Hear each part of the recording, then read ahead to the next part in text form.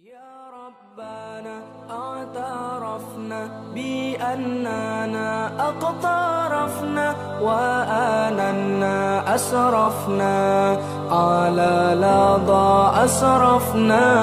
يا ربنا اعترفنا بأننا اقترفنا وآننا أسرفنا على لظى أسرفنا. فتب علينا توبة تغسل لكل حوبة. Alhamdulillahilladzi an'ama 'alaina bi ni'matil imani wal islam. Asyhadu an la ilaha illallah wa asyhadu anna Muhammadan 'abduhu wa rasuluh. Allahumma shalli 'ala sayyidina Muhammadin wa 'ala alihi wa sahbihi ajmain. Amma ba'du. Hadirin yang dimuliakan Allah, di kesempatan hari ini Allah masih memberikan kita kesempatan. Allah masih memberikan kita nikmat, khusus nikmat iman dan nikmat Islam. Banyak dari sebagian orang yang hari ini, yang detik ini berada di rumah sakit, merasakan sakit wabah yang sedang melanda negeri ini. Berdoa kita bersama, mudah-mudahan wabah ini segera Allah angkat dari negeri tercinta ini. Amin ya Allah ya Rabbal Alamin. Kembali lagi bersama saya ingin sampaikan kajian tentang akhlak, karena akhlak adalah sesuatu yang begitu sangat penting. Akhlak merupakan perangai Rasulullah SAW. Bahkan dari segi namanya, Nabi Muhammad SAW, sampai dalam Al-Quran nama Muhammad itu diulang sebanyak 4 kali. Sementara dari versi yang berbeda, kata Muhammad yaitu kata Ahmad diulang hanya 1 kali dalam Al-Quran. Kalau kita kaji lebih dalam ilmu bahasa Arab, ternyata orang-orang Arab dahulu ketika menyebut seseorang memiliki perangai misalkan sabar saja, tidak dikatakan sebagai Muhammad, tetapi cukup dengan kalimat Mahmud. Berarti orang yang memiliki kesabaran, tidak memiliki sifat-sifat baik yang lain. Tapi ketika orang Arab ingin menyatakan seseorang memiliki sifat atau perangai yang berbagai perangai yang banyak, yang memiliki perangai yang komplit, sudah sabar, sudah pintar, sudah qanaah, sudah jujur, disiplin dan lain-lainnya, maka orang-orang Arab biasanya menyebut dengan kalimat Muhammad. Dari ini kita belajar bahwa kata Muhammad, nama Muhammad ini merupakan nama yang terkumpul berbagai sifat yang luar biasa, berbagai akhlak yang luar biasa ada dalam diri Nabi Muhammad SAW. Satu kisah saja ketika Nabi Muhammad SAW berdakwah ke negeri Taif, bagaimana sambutan yang kaum Taif berikan kepada Nabi Muhammad SAW. Sampai Nabi Muhammad ketika datang di pintu kota Taif, apa yang terjadi? Nabi Muhammad bukan disambut dengan berbagai hal yang begitu sangat membahagiakan, tapi disambut dengan sesuatu yang begitu sangat memilukan. Nabi Muhammad dilempar batu. Pada saat itu sahabat Zaid bin Sabit rela dan kemudian melindungi Rasul. Tapi karena begitu sangat banyak lemparan yang orang-orang Taif berikan kepada Nabi Muhammad, sampai Nabi Muhammad bercucuran darah dan kemudian kembali dan tidak jadi berdakwah di kota Taif. Kemudian Nabi Muhammad diceritakan berdiam diri sejenak karena darah yang begitu sangat banyak bercucuran dalam tubuhnya, yang kemudian datang malaikat Jibril sebagai sahabatnya yang tidak rela dan kemudian tidak ridho sahabatnya Rasulullah SAW diperlakukan sesuatu yang tidak hormat. Kemudian malaikat Jibril mengusulkan ke Nabi Muhammad SAW, "Wahai Muhammad, berdoa kepada Allah, kemudian detik ini juga aku timpakan 2 gunung untuk menghimpit Taif ini." Tapi apa yang disampaikan oleh Rasulullah SAW? Kata Rasul, "Wahai malaikat, jangan, tidak, sesungguhnya mereka itu tidak tahu. Fa innahum qaumun la ya'lamun." Begitu luar biasa akhlak Nabi Muhammad SAW. Ketika dalam keadaan seperti itu, tingkat kesabaran, tingkat keikhlasan, dan akhlak yang dicontohkan Nabi Muhammad begitu sangat luar biasa. Apa yang terjadi ketika itu ada dalam diri kita? Seorang yang menguji kesabaran kita, mengejek kita, menggibah kita, memfitnah kita, apa yang kita lakukan pada orang itu, bisa jadi kita membalasnya. Itulah yang tidak dicontohkan oleh Nabi Muhammad SAW. Banyak akhlak yang kemudian Allah contohkan, banyak akhlak yang kemudian Nabi Muhammad contohkan dalam berbagai hal dalam kehidupan sehari-harinya, dan tidak akan cukup waktu untuk menjelaskan bagaimana akhlak Nabi Muhammad SAW. Bagaimana tidak, dalam sebuah kitab Nasoihul Ibad, kita harus bangga dan kemudian bersyukur banyak-banyak karena kita digolongkan untuk menjadi umat Nabi Muhammad SAW. Dalam kitab ini dijelaskan bahwa ternyata umat-umat terdahulu, nabi-nabi terdahulu itu iri kepada umat Nabi Muhammad SAW. Bagaimana tidak, keistimewaan yang Allah berikan, keistimewaan yang Allah berikan dibandingkan keistimewaan umat-umat terdahulu, dibandingkan umat Nabi Muhammad SAW.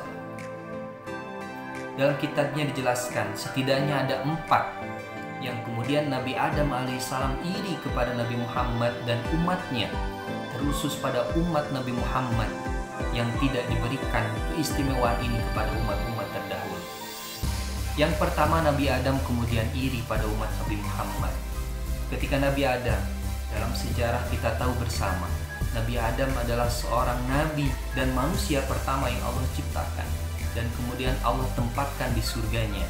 Yang kemudian satu kesalahan saja yang kemudian Nabi Adam lakukan, kemudian Allah menghukum dengan begitu sangat luar biasa. Bagaimana tidak ketika Nabi Adam alaihissalam ingin bertobat, membutuhkan ratusan tahun untuk diterima tobatnya oleh Allah Subhanahu wa Ta'ala. Dalam sejarah tercatat 450 tahun Nabi Adam bertobat kepada Allah Subhanahu wa Ta'ala. Ketika Nabi Adam kemudian melakukan satu kesalahan itu, kemudian Allah usir Nabi Adam alaihissalam ke bumi. Dalam riwayat dijelaskan Nabi Adam diturunkan di India, dan kemudian Siti Hawa diturunkan di Jeddah. 450 tahun tidak bertemu, tidak dipertemukan dengan kekasih hatinya, dengan istrinya Hawa. Hanya melakukan satu kesalahan, dan kemudian tobatnya baru diterima ketika Nabi Adam alaihissalam ada di kota Makkah.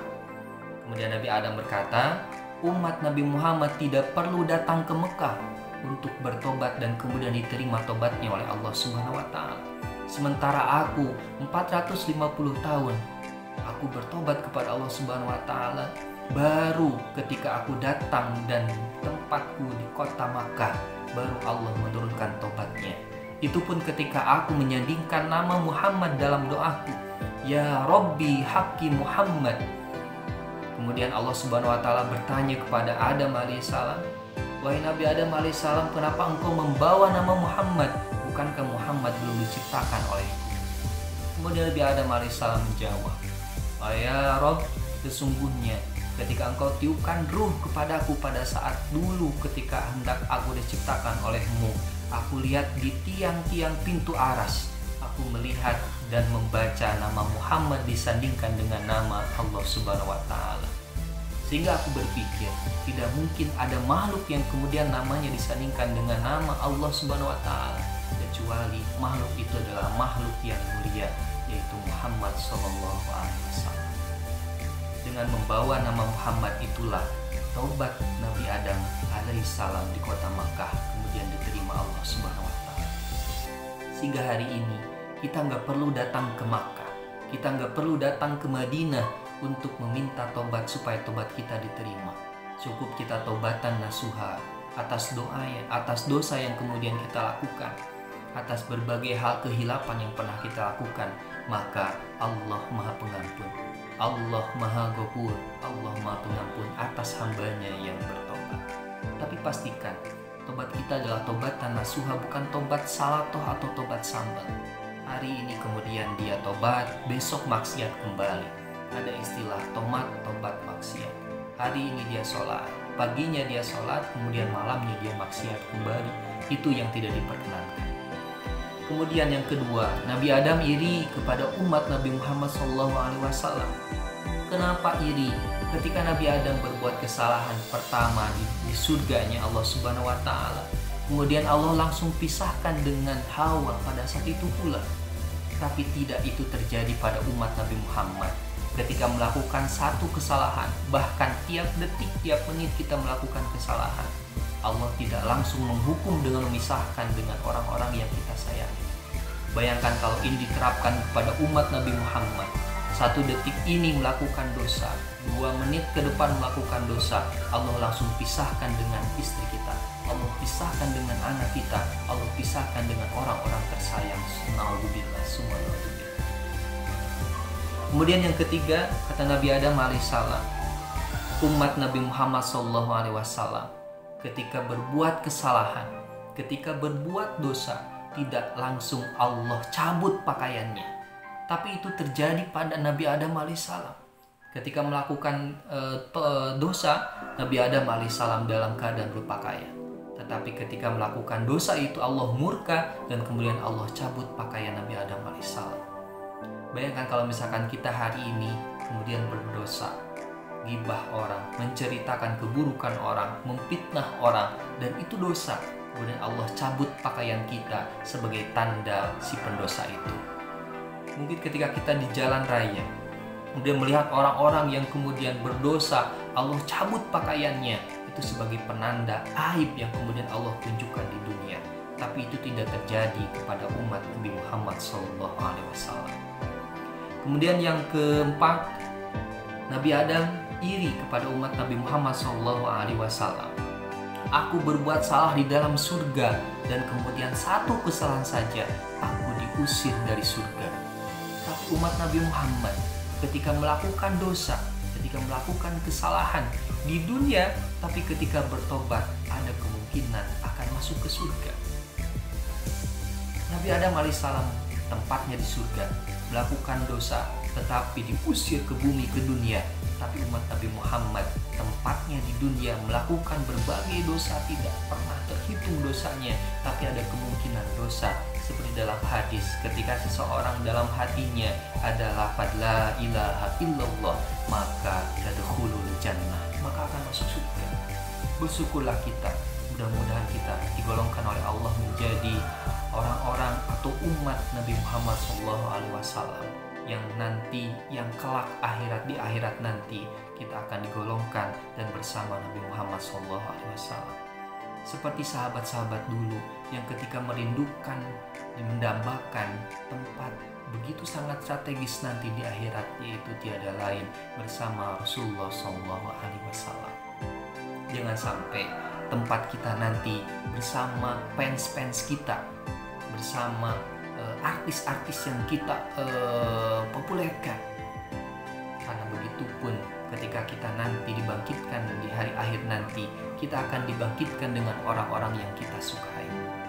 Bayangkan luar biasanya ketika kita dibangkitkan, di samping kanan kita Nabi Muhammad, di depan kita Nabiullah Ibrahim, belakang kita Nabi Isa alaihissalam, dan kiri kita nabi-nabi dan orang-orang yang begitu sangat soleh dan para sahabat Nabi Muhammad SAW. Sudahi perbuatan yang mungkin salah, sudahi kewajiban-kewajiban yang kemudian tidak pernah kita lakukan, dosa yang pernah kita lakukan. Mudah-mudahan Allah berkenan mengampuni dosa-dosa kita sekalian. Jangan pernah putus asa dalam rahmat Allah. Tidak ada dosa yang kemudian tidak akan pernah diampuni oleh Allah Subhanahu wa Ta'ala. Ketika napas masih di kandung badan, tapi ketika misalkan napas dan kemudian nyawa sudah tidak ada dalam diri kita, maka tidak akan mungkin Allah mengampuni dosa kita.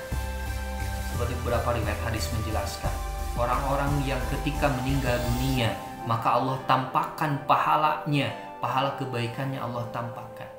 Bahkan kalau kita mendengar mayit atau jenazah yang ketika hendak dikuburkan, maka dua keadaan saja ucapan yang mereka ucapkan. Yang pertama untuk orang soleh, mereka mengucapkan qaddimuni, qaddimuni, qaddimuni, cepatkanlah urus aku, cepatkanlah urus aku, cepatkanlah urus aku. Itu bagi orang soleh.